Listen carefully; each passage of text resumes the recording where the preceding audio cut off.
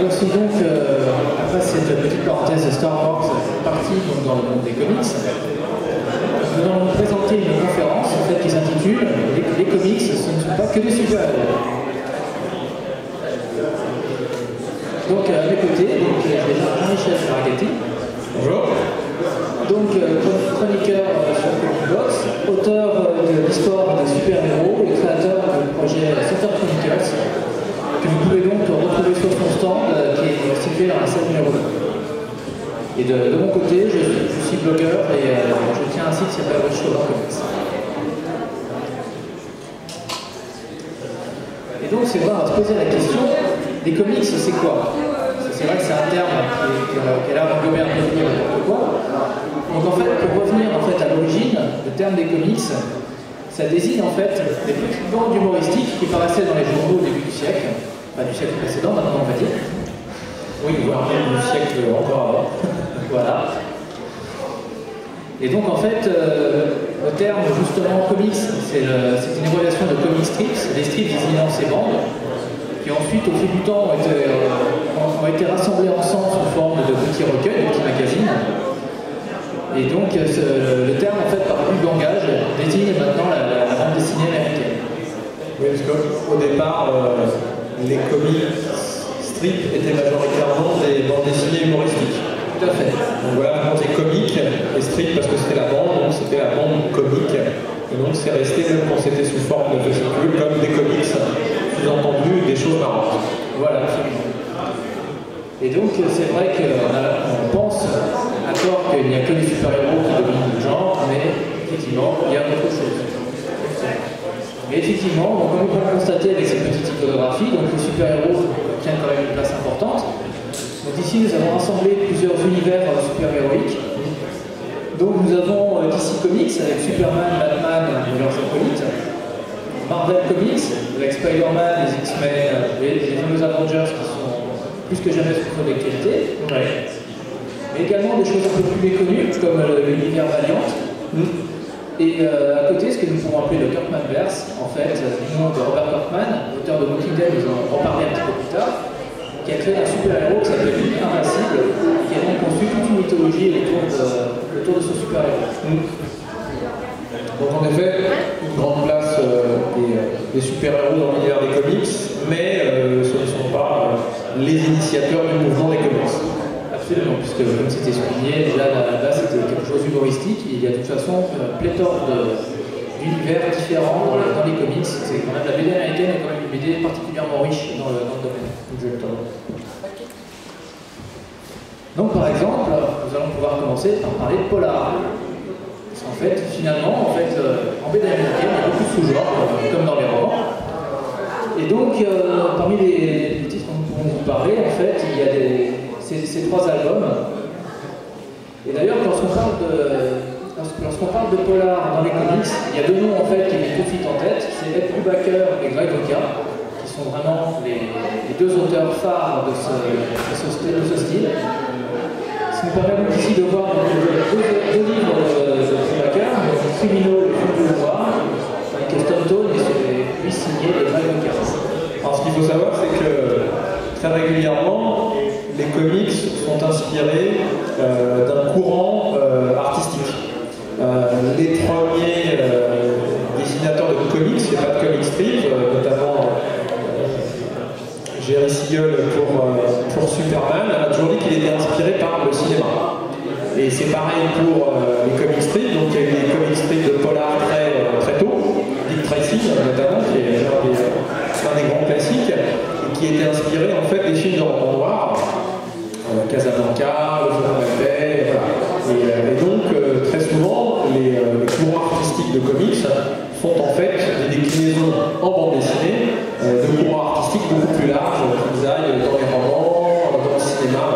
Et donc là, en effet, on peut voir des hommages extrêmement appuyés au roman noir, au film noir, à travers notamment Criminal et Fou Noir, qui reprennent tous les codes des femmes fatales, les détectives privés, des durs à cuire, qu'on appelle les hard-boiled en anglais. Voilà. Et nous avons aussi un représentant éminent parmi nous, Seba, avec le privé.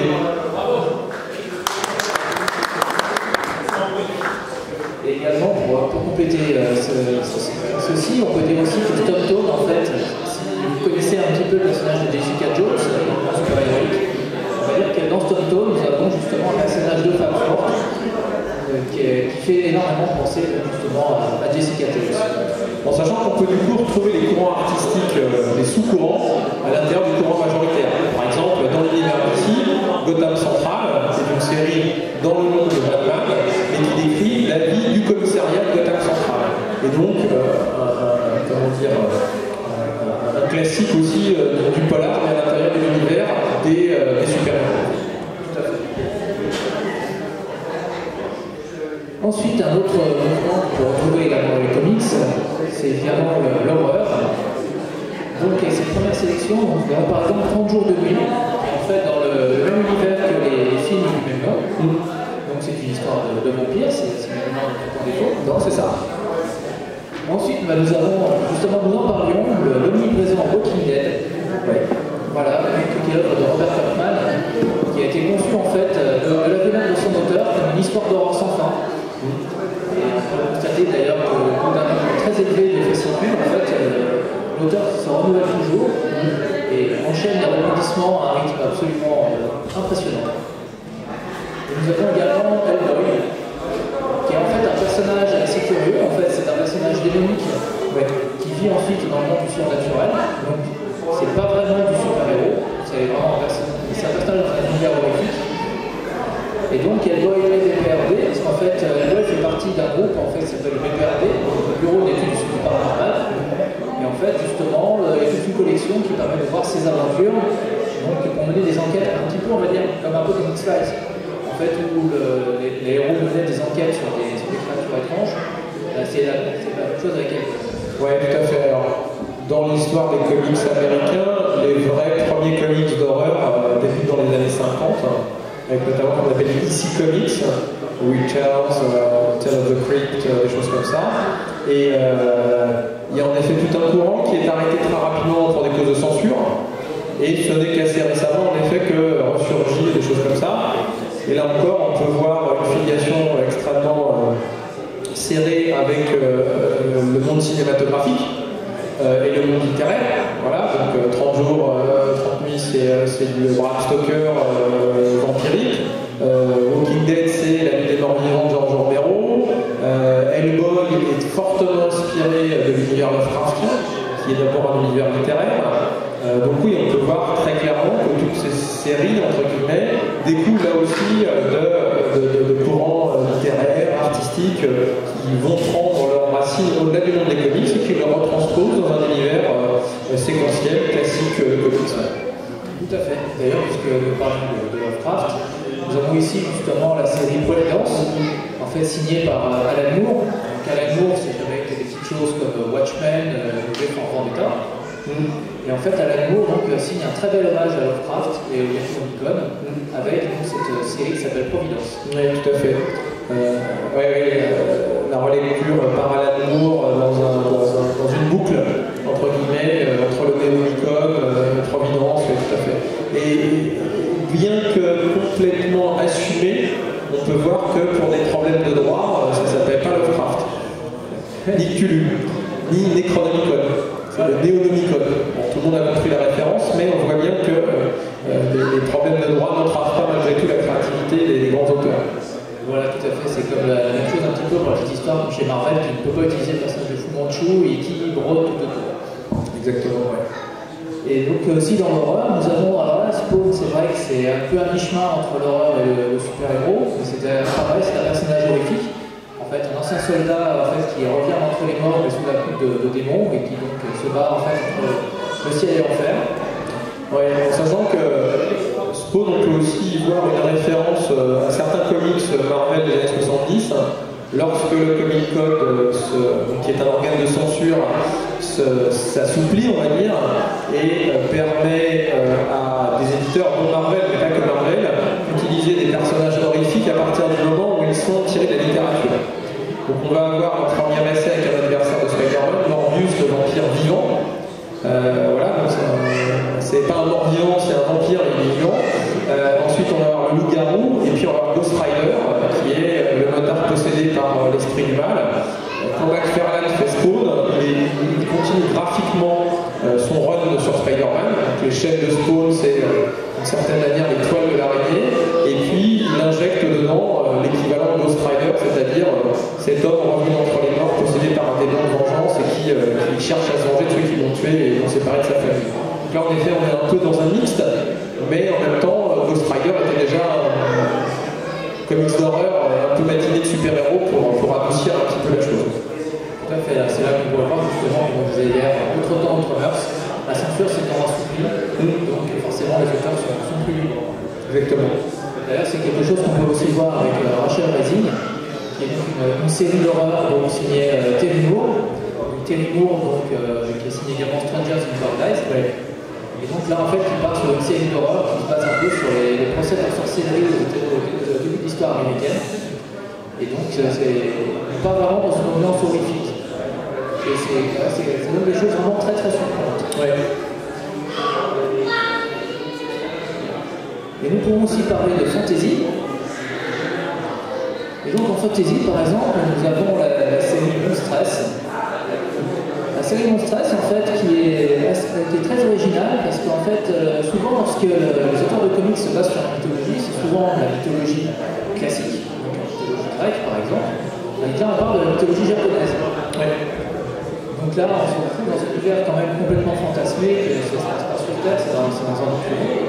Mais en fait, toutes les créatures sont basées sur des mythes japonais. On est vraiment quelque chose de très original. On peut voir d'ailleurs au travers de ce livre, d'une certaine manière, l'influence qu'ont eu les traductions américaines de certains comics manga japonais dans les années plutôt 80. Et on voit très bien que ça a maturé, que les auteurs ont complètement intégré cet univers japonisant à tel point que maintenant ils en font des comics.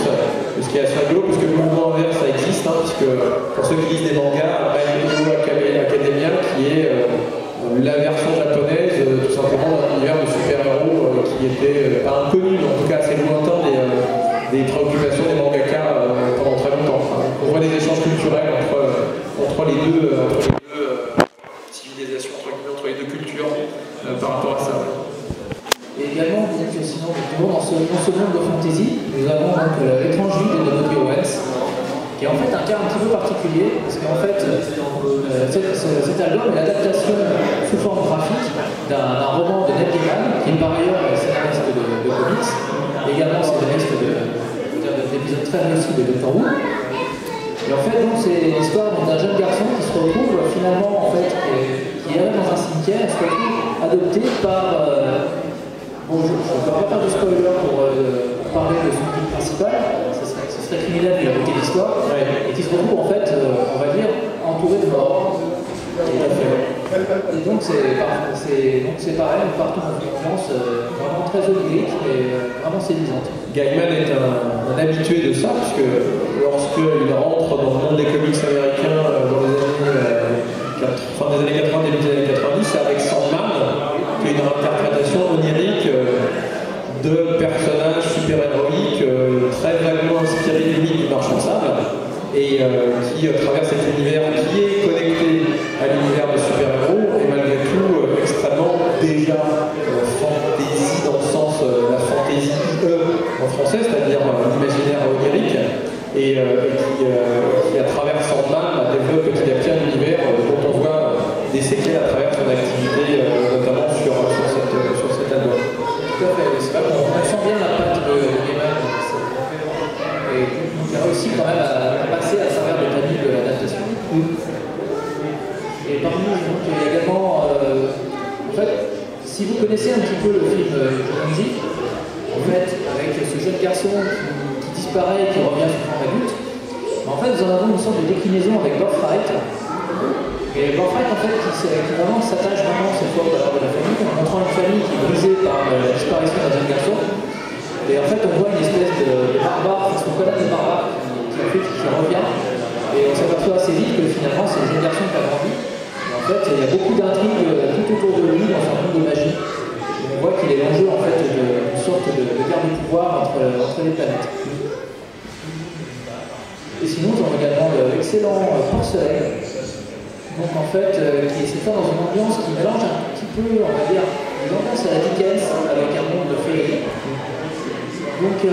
Porcelaine, en fait, c'est l'histoire d'une orpheline.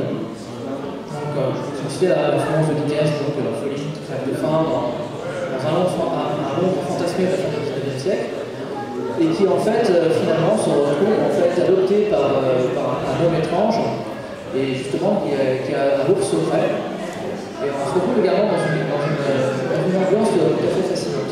Une espèce de croisement des fois entre Dickens et James Berry avec Peter Pan, d'une certaine manière très ancré, culture britannique du fin du 18e, c'est assez intéressant.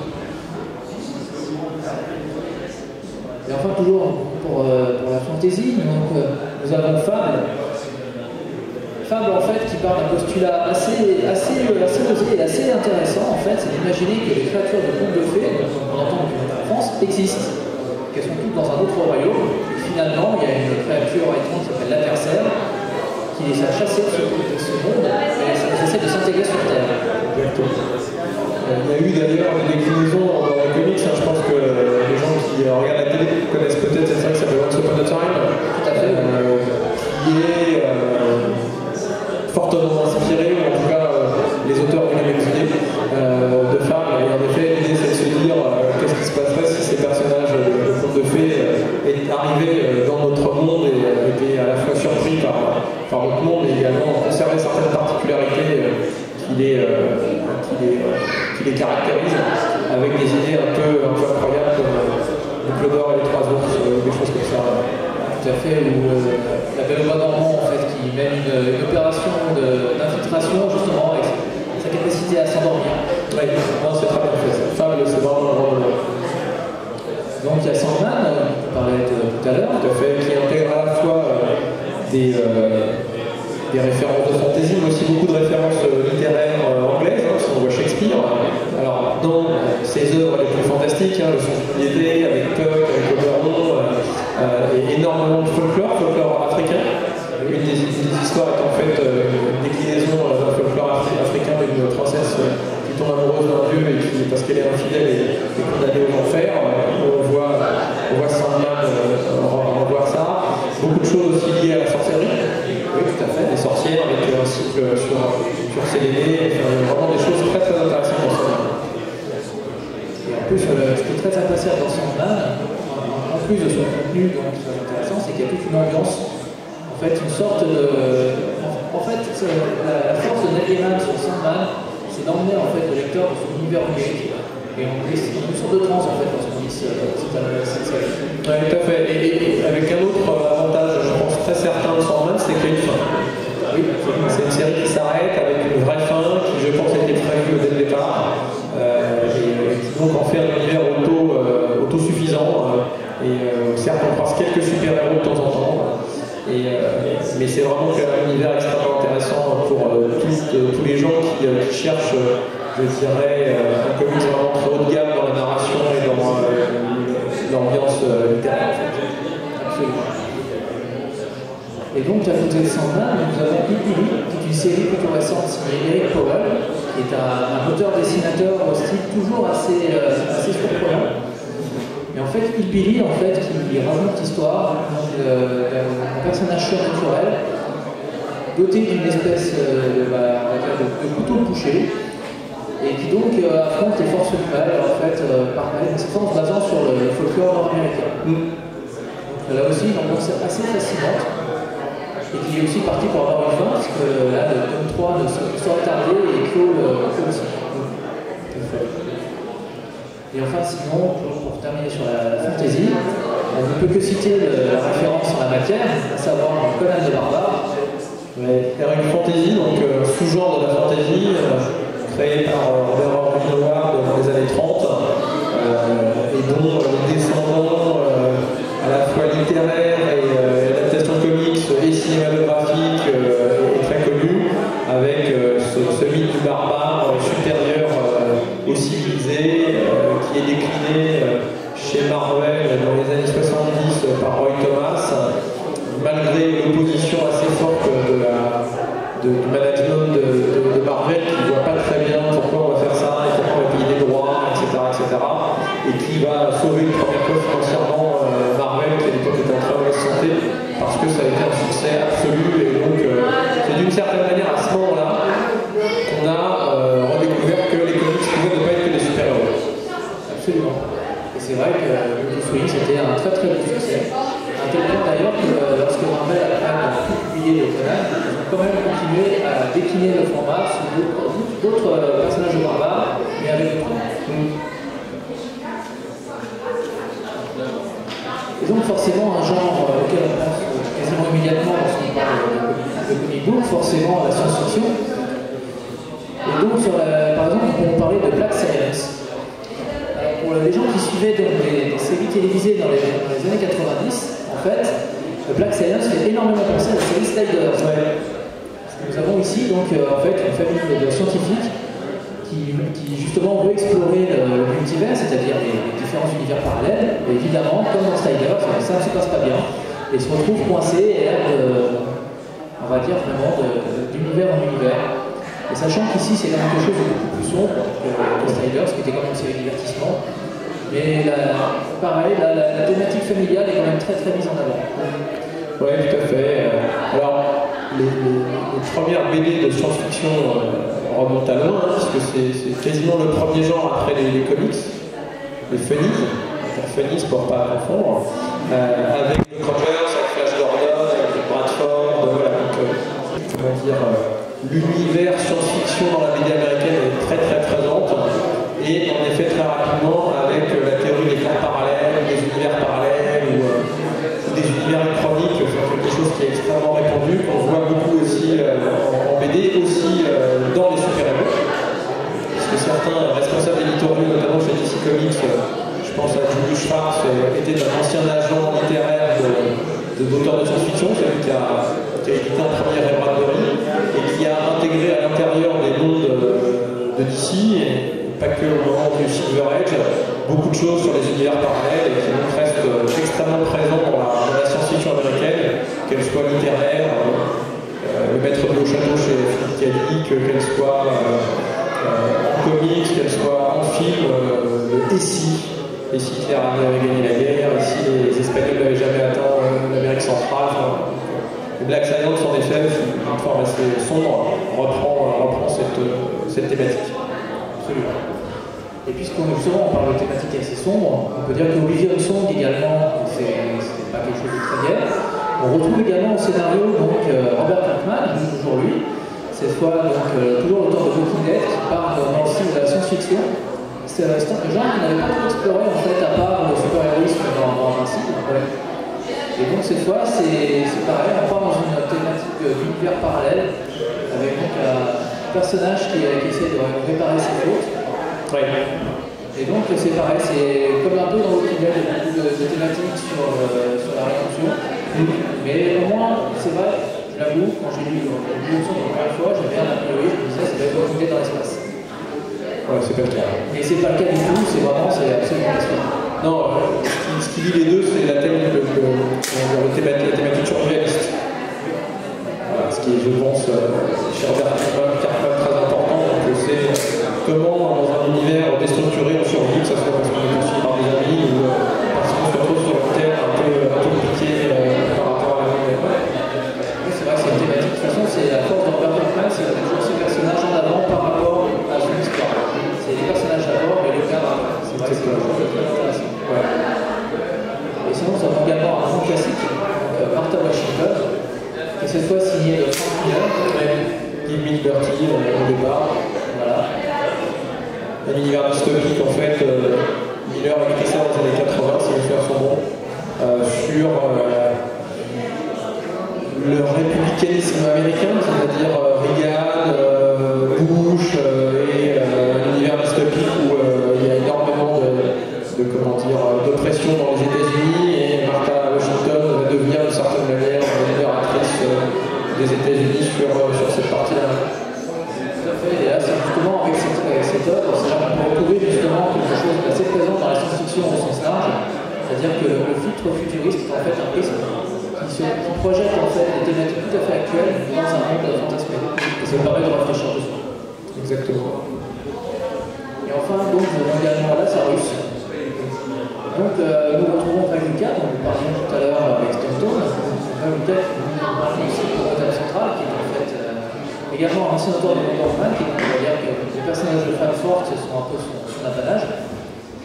Et donc Lazarus, en fait, qui parle d'un genre de science-fiction en fait, où les territoires sont divisés entre familles. Et en fait, Lazarus parle des Lazars. Les Lazars, c'est une sorte de super guerrier qui conçu soit par génie génétique, soit par bionique. En fait, chaque famille a son Lazare. Donc nous suivons les aventures d'un personnage qui lutte pour essayer de retrouver son identité à travers ce truc très hostile.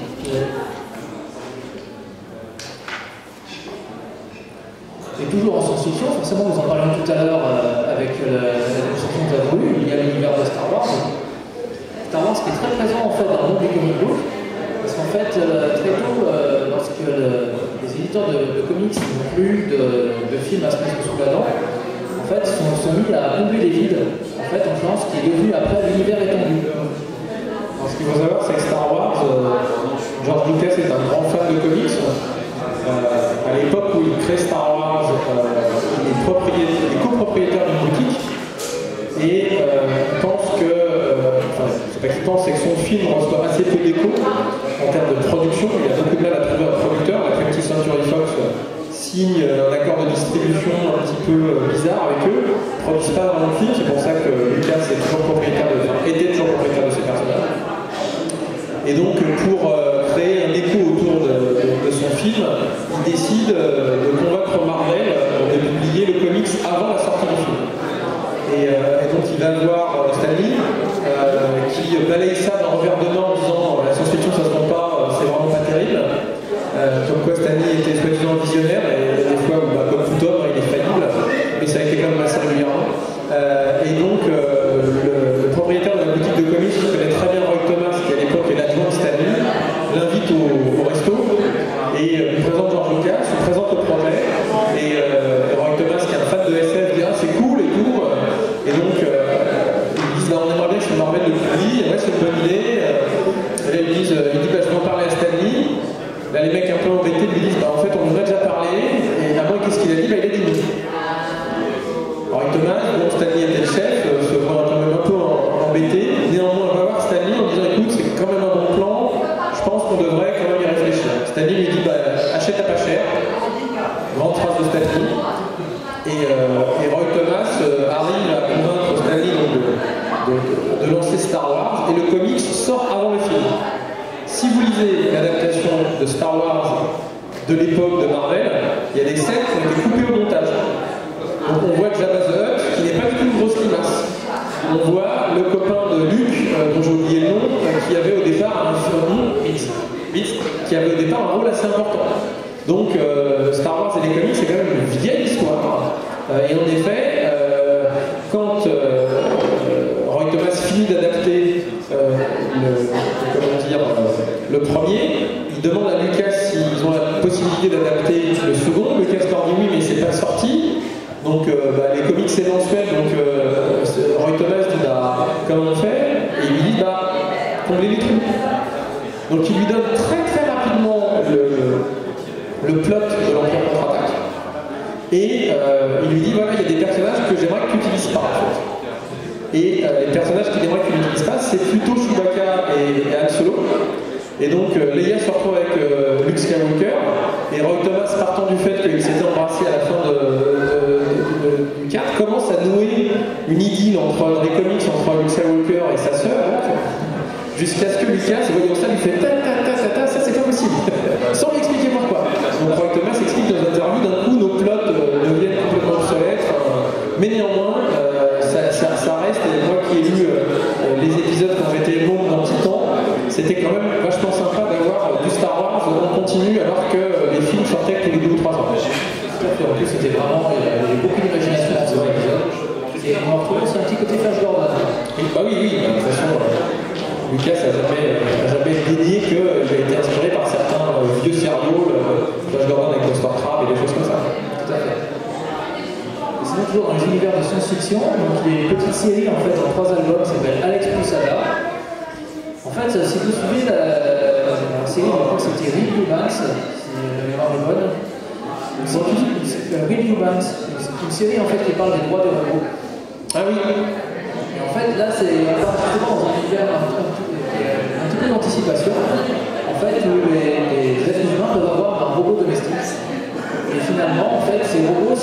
on les trafique un peu, un petit peu quand on trafique nos ordinateurs pour qu'ils aillent plus vite, en fait, ils peuvent arriver à un état de conscience. Et en fait, il y a une idylle en fait, qui se crée entre Alex, le personnage principal, et Ada, son robot. Et en fait, ça permet de s'interroger un peu sur la nature même de l'humanité. On voit que finalement, ces fameux robots sont plus humains que certains personnages humains qui sont pas du tout rencontrés. Et ça, c'est vraiment une très très belle histoire, et qui en plus est une histoire finie en 3 tomes. Ça vaut vraiment le coup de se pencher. Ouais. Contrairement à Y de la semaine qui doit faire 20 tomes. Voilà, tout à fait, mais qui n'est pas vraiment intéressante. Et qui n'est pas moins fini. Voilà, qui est une belle histoire finie aussi. Donc c'est une histoire un peu post-apocalyptique en fait, où d'un seul coup, tous les êtres humains de sexe masculin en fait meurent sur Terre. Il ne reste plus que des femmes. Sauf évidemment Miracle, c'est Yorick, avec son petit singe esperluette, et en fait qui essaie de comprendre ce qui s'est passé et qui se retrouve sur une terre dévastée parce qu'il faut. En fait, la moitié de la population ayant disparu, il faut la remplacer. Il faut combler les vides et il est fortement convoité puisque c'est le dernier homme sur Terre, il a une capacité que les femmes n'ont pas, donc ça lui pose beaucoup de problèmes. C'est assez rigolo d'ailleurs de voir cet univers complètement renversé par rapport à cette thématique de gender que des amis américains. Tout à fait, donc c'est là qu'on peut rendre compte que voilà, c'est pas du tout une position très enviable. C'est vrai. Et enfin, pour terminer, nous avons donc Echo, qui est aussi une série terminée, toujours signée par Terry Moore, dont nous parlions tout à l'heure. En fait, une série de science-fiction avec un personnage en fait, qui trouve doué de capacités surhumaines suite à un accident. Donc là aussi, c'est une série de science-fiction qui est vraiment intéressante. C'est pareil, on retrouve toujours la patte de Terry Moore pour des caractérisations très poussées et toujours un amour de ces personnages. C'est vrai que ça vaut vraiment des tours. Une ambiance très intimiste, que ce soit dans la vie de tous les jours à Stranger Paradise ou sur ses autres œuvres. Et maintenant, je vais un petit peu. Parce qu'évidemment, on parlait tout à l'heure, le comic book à la base, c'était les comics, les comics, pardon, excusez-moi. Et donc, en fait, finalement, l'humour est toujours présent. Donc, nous avons sélectionné des séries particulièrement déjantées. Donc, par exemple, I Hate Fairyland. Alors, en fait, qui raconte l'histoire de Gertrude, qui est une petite fille, non pas des gros sa gosse, et qui se retrouve en fait propulsée au pays du fou de fée. Et sauf qu'en fait, elle le fait très mal parce qu'en fait, le temps ne s'écoule pas lorsqu'elle est dans ce royaume, mais elle, par contre, elle reste dans son corps d'enfant, mais elle vieillit dans sa tête. Donc elle est devenue complètement cinglée. Et en fait, elle a vécu des aventures complètement loufoques, je crois qu'il y a 4 tomes. Ouais. Et en fait, ce qui est très drôle, c'est que donc, de toute façon, il y a déjà une volonté de réduire à la vignette tous les contes de fées, avec les personnages qu'on fait pour leur grade. Et également un très bel effort qui a été fait, y compris au niveau de la traduction, pour avoir des termes très inventifs pour contourner les gros mots. Oui, exactement. Et ça donne quelque chose vraiment de complètement déjanté. Puisqu'on parle de déjanté, il y a également Tony Chu, le détective cannibale. Évidemment, avec un nom pareil, on peut se poser des questions. On le fait bien, parce que je me rappelle d'ailleurs, quand mon livre me l'a présenté, au début, j'ai demandé si c'est pas Borderline. Et si, c'est complètement Borderline. Parce qu'en fait, c'est l'histoire donc de Tony Chu, en fait, qui a une capacité assez particulière, il est psychopathe. En fait, lorsqu'il mange quelque chose, il peut tout savoir par rapport à ce qu'il a ingéré. Donc, mettons, il a croqué une pomme, il va savoir où a été planté le premier. Et fatalement, s'il croque un être vivant, il va savoir des choses dessus. Et en fait, donc, comme il est détective, en fait, il va par exemple croquer un cadavre et il va savoir comment la personne est morte. Ouais. Je pense que c'est un personnage qui est inspiré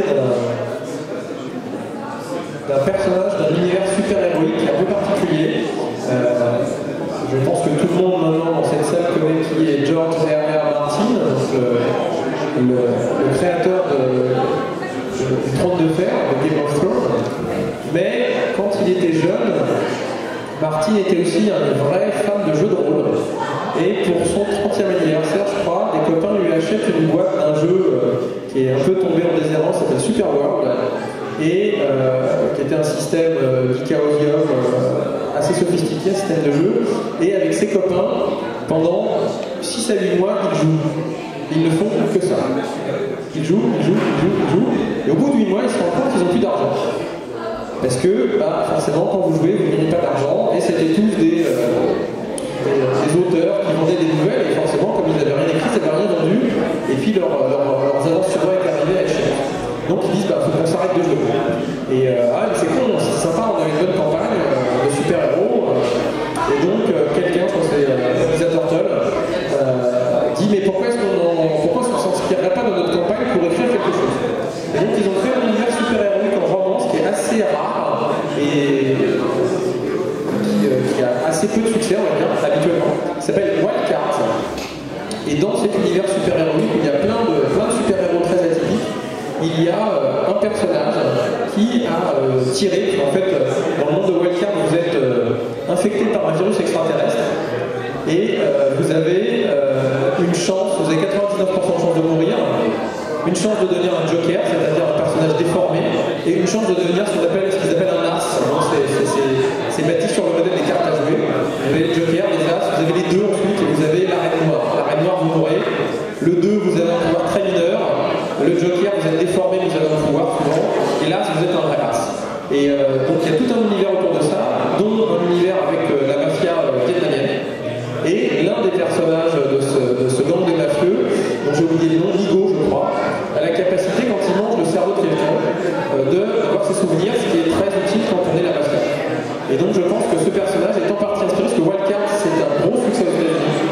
C'est sorti en France récemment, chez J'ai lu, porté par le succès de Martine, et donc les éditeurs essaient de trouver du Martine inédit à tout va. Je vous recommande, si vous lisez ça, voilà, collection New Millennials chez J'ai lu, Wildcard, les 8 premiers sont excellents, et ce sont à l'époque, c'était une manière de décrire un monde super-héroïque extrêmement mature. Il y a du sexe, il y a de la violence, il y a de la drogue, il y a de la mafia, il y a des meurtres, il y a des cannibales. Et je pense que ce personnage, en fait, de BD est peut-être en partie inspiré de ce personnage de Wildcard. Tout à fait. J'ai vraiment pensé que Rob Guillory, en fait, a dû passer par là. Pas impossible. En fait, de toute façon, en plus, ce qui est assez amusant dans Tony Chou, c'est qu'en fait, tous les personnages ont des pouvoirs basés sur la nourriture. On parle de toute façon assez dans le délire. Sachant qu'en plus, on vit dans un monde assez bizarre, où en fait, on se retrouve dans un monde de prohibition, sauf que cette fois, c'est pas l'alcool qui est interdit, c'est la consommation de la viande de couleur. Ouais. Et donc, il y a également aussi un personnage tout à fait insolite, c'est Polio, le coq de combat. Voilà, ça fait partie de l'ambiance en fait. De toute façon, ce titre est complètement déjanté. Et les épisodes avec Polio, c'est vraiment très très beau. Et enfin, pour terminer sur l'humour, nous avons Rick et Morty. Voilà, donc Rick et Morty, qui est, je crois qu'on va pas beaucoup présenter Rick et Morty, donc voilà, c'est la base. Donc un dessin animé, traduit, décliné en comics, avec une sorte de duo qui ressemble à Retour vers le futur déjanté. Donc Marty et Doc le prof, ici le petit-fils et son grand-père. Son grand-père qui a une machine qui leur permet d'aller dans des univers parallèles aussi, et donc Rick et Morty se trimballent d'univers en univers en semant le chaos, des fois en les détruisant, tout simplement. Donc à l'époque où Phoenix avait été mise à mort par Jim Shooter parce qu'elle avait détruit une planète, on redemande à Rick et Morty de revenir pour détruire un autre univers. Donc là aussi, quelque chose de très déjanté, qui a été publié en France chez iComics, si mes souvenirs sont bons, Astro City à des exemplaires. Donc voilà, à découvrir sur le mode familial déjanté. Tout à fait. C'est vrai que c'est vraiment très drôle. Enfin, pour terminer ce survol de la BD américaine, il y a également un phénomène très américain qui est la déclination en fait, de bande dessinée de franchise, Star Wars, on en parlait tout à l'heure. Alors c'est très marqué aux États-Unis. Pendant très longtemps, ça n'a pas bien pris en France. Mais aux États-Unis, il y a des convergences, je dirais, entre certaines productions industrielles. Aux États-Unis, c'est pas pour rien que l'industrie de l'entertainment s'appelle une industrie. Et en effet, les comics sont récupérés soit pour booster les ventes de certaines choses comme Star Wars. Comme j'ai expliqué, Lucas a fait un comics pour essayer de booster son film. Mais à l'inverse, il y a des gens qui faisaient leur promotion à travers des comics ou des comics qui reprenaient des choses qui marchaient bien pour profiter du succès.